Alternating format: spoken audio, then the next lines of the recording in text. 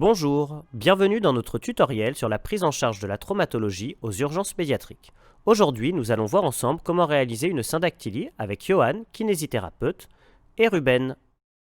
La syndactylie a pour but l'immobilisation antalgique du doigt ainsi que l'immobilisation de ses plans latéraux.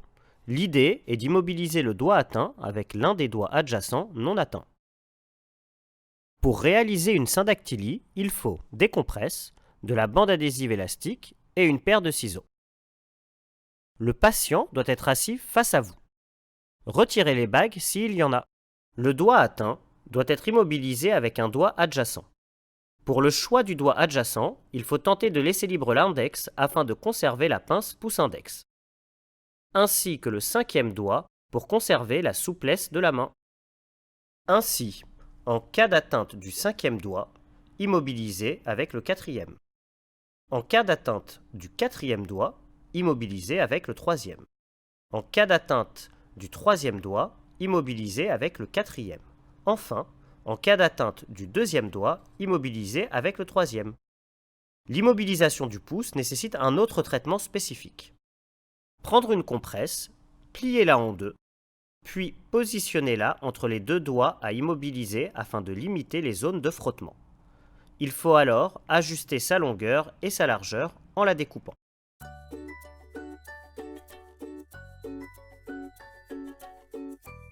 Repositionnez la compresse entre les deux doigts du patient. Prendre une bande adhésive élastique de largeur 3 cm et découper une longueur suffisante pour pouvoir entourer 2 fois les deux doigts à immobiliser. Coupez ensuite la bande adhésive dans le sens de la longueur.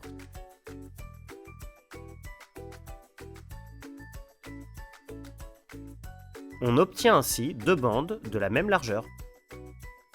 L'objectif est d'enrouler les bandes adhésives sur les phalanges, mais pas sur les articulations interphalangiennes. Ainsi, les articulations interphalangiennes restent libres et la flexion et l'extension des doigts est conservée. Enroulez, sans serrer, une bande adhésive élastique sur les premières phalanges.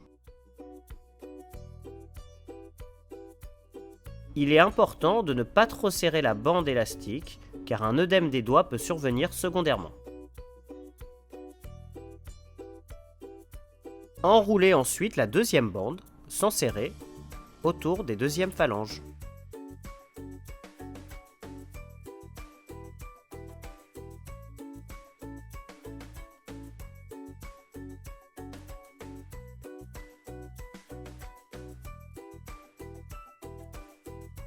Vérifiez que la flexion et l'extension des doigts sont conservées et que les bandes adhésives élastiques ne serrent pas trop. Bien préciser aux parents de veiller à ne pas mouiller ni souiller la syndactylie.